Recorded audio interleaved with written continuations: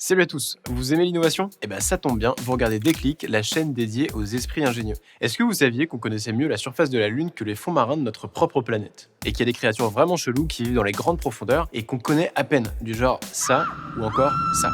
Bon aussi, il faut dire que d'aller dans les grandes profondeurs avec des bouteilles d'oxygène, c'est limite plus compliqué et plus dangereux que d'aller dans l'espace.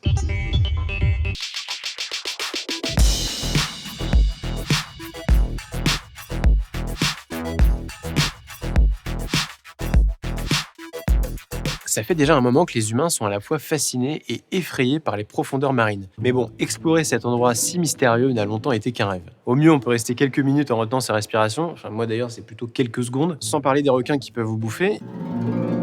Et puis plus on descend profond, plus la pression augmente. Et vous connaissez les humains, ils ont quand même essayé. Au IIIe siècle avant notre ère, Alexandre le Grand aurait tenté le coup lui-même avec un scaphandre improvisé. Un tonneau de bois recouvert d'une peau d'âne enduite de cire d'abeille pour l'étanchéité. Bon, déjà quand j'ai construit mon scaphandre avec une bouteille de gaz, j'étais pas serein.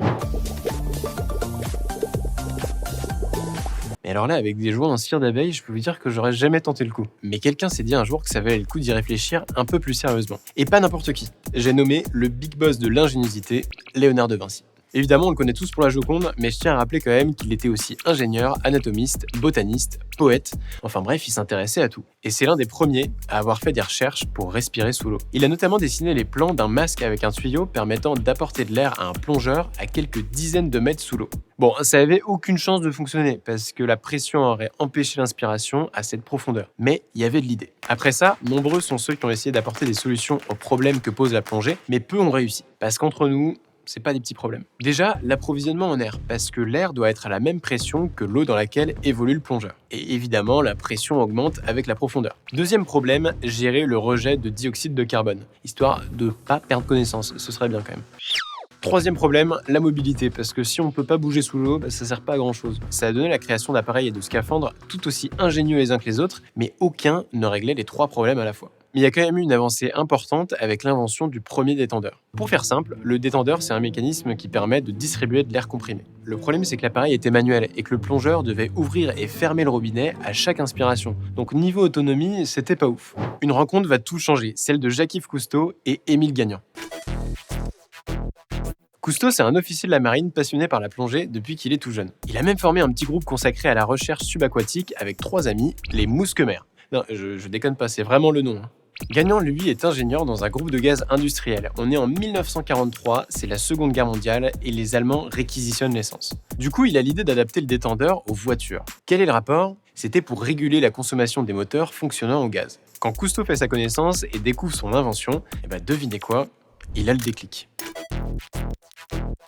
En adaptant le système à la plongée, il crée le détendeur moderne, celui qu'on connaît tous. Un détendeur qui permet de fournir de l'air dont le plongeur a besoin à la pression ambiante. La nouveauté, c'est que ça marche par simple respiration du plongeur, ce qui est une avancée énorme pour l'époque. Les humains ont enfin accès aux profondeurs marines. Enfin, pas tout à fait. À cette époque, très peu de gens y ont accès, mais Cousteau, évidemment, si. À partir de là, Cousteau consacre tout son temps à plonger, réaliser des documentaires et écrire des livres sur les fonds marins. Il faut bien comprendre que pour l'époque, c'est assez ouf. C'est un tout nouveau monde qui s'ouvre aux humains. Un monde plein de mystères, et d'ailleurs, je vous cache pas que c'est encore le cas aujourd'hui. Et tout ça 2200 ans après la première tentative d'Alexandre le Grand. Enfin, si elle a vraiment existé.